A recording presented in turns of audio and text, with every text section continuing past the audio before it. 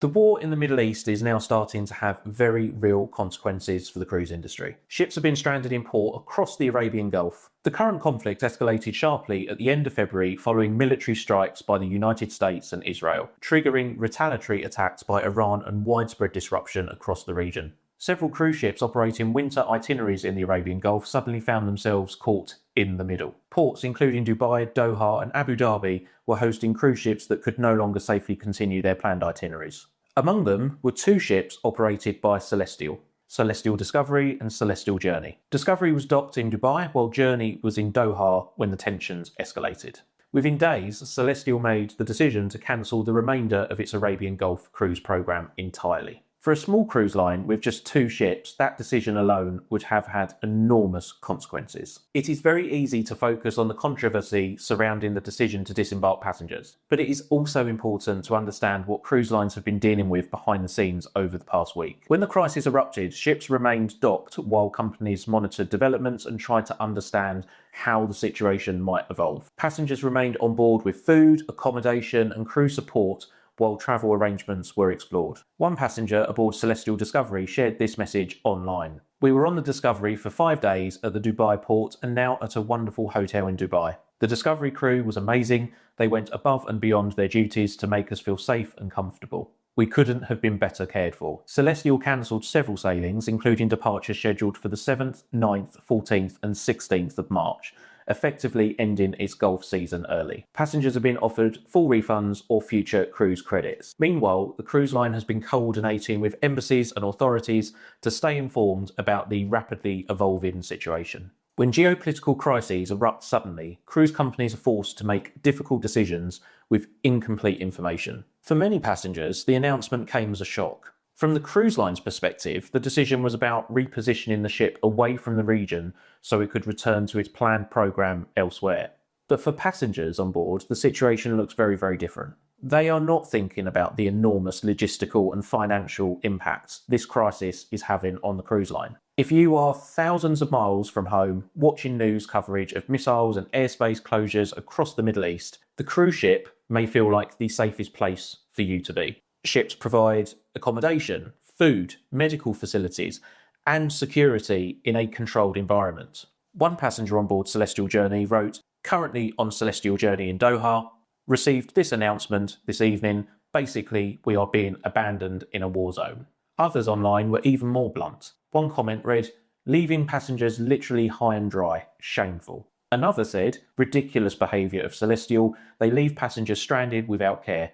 No other cruise line would handle this situation that way." Clearly, emotions are running high. Another person online pushed back strongly against the criticism, writing, "For all the people being rude to the cruise line, think about the impact this is having on them and the staff. They would be making this very hard decision under immense pressure.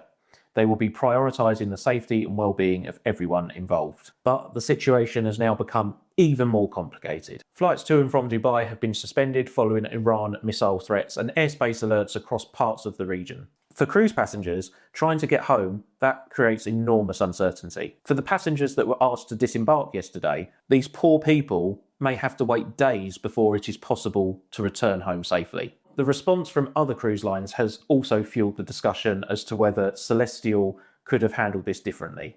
Cruise giant MSC Cruises has taken a far more proactive role in repatriating passengers. One of its newest and largest ships, MSC Euribia, has also been stranded in Dubai when the Strait of Hormuz effectively closed. With government evacuation efforts struggling to keep up, MSC chartered 7 aircraft and purchased large blocks of airline seats to repatriate more than 1,500 passengers. According to MSC's executive chairman, Pier Francesco Valgo, teams across the company worked around the clock to get guests home safely. That response has inevitably raised questions about why other cruise lines have not done the same. MSC is the third largest cruise company in the world, operating more than 20 ships, and that is without factoring in MSC's container business, which is one of the largest in the world. Celestyal operates just 2 ships. Chartering aircraft and coordinating emergency evacuations requires enormous financial resources, airline partnerships, and logistical reach. MSC has that scale. Celestyal simply does not. Comparing the two responses may not be entirely fair, but for passengers caught in the middle of this crisis,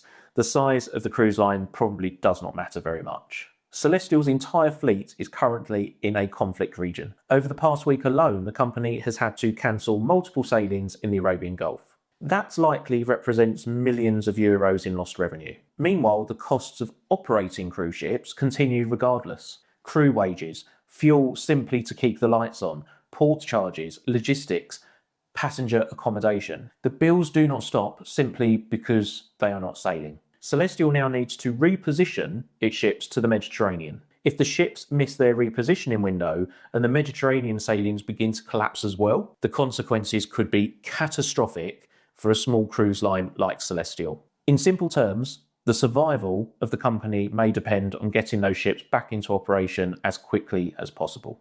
But beyond the immediate disruption to cruise itineraries, the industry is starting to worry about something else entirely: fuel. A modern cruise ship can consume well over 300 metric tons of fuel per day at sea, making the cruise industry extremely sensitive to global oil prices. This week, those prices have surged. West Texas Intermediate crude jumped to around $86 per barrel, while Brent crude climbed to nearly $90 per barrel, as markets reacted to fears that the conflict could disrupt energy supplies across the Middle East. And those concerns centre on one critical location: the Strait of Hormuz. Roughly 20% of the world's oil supply normally passes through this narrow stretch of water. Since the conflict escalated, traffic through the strait has almost collapsed. On a normal day, around 138 vessels transit the strait. In recent days, that number has dropped to single digits, leaving billions of dollars worth of energy shipments stranded. The impact on cruise companies could be enormous. Shares of Royal Caribbean Group fell sharply this week as investors reacted to rising oil prices and geopolitical uncertainty. In the final quarter of 2025 alone, Royal Caribbean consumed 439,000 metric tons of fuel. That is the weight of nearly 2,500 jumbo jets. Across 2026, the company expects to burn around 1.76 million tons, costing roughly $1.17 billion.